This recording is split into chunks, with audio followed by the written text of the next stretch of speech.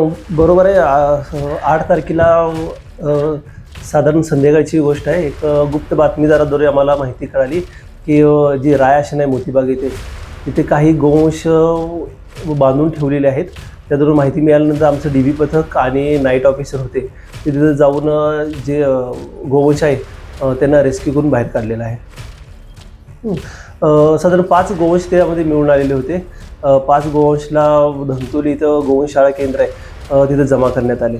ही कारवाई night officer Gajanan मैन्स sir होते. गजानन मैन्स सर यांच्या अंडर पोलीस हवालदार ज्ञानेश्वर भोगे, इम्रान शेख, त्यानंतरनं रमेश मेनेवार, राहुल चिकटे आणि संतोष शेंद्रे यांच्या पथकाने ही कारवाई केलेली आहे. मुद्देमाल याच्यामध्ये 5 गोवंश आपल्याला आढळून आले. त्या 5 गोवंश आणि त्याबद्दल एक टाटा येस गाडी आहे, ती गाडीसुद्धा आम्ही जप्त केलेली आहे. साधारण 5,25,000 रुपयाचा मुद्देमाल आम्ही जप्त केलेला आहे. गाडीचा नंबर आहे MH31 CQ 6790.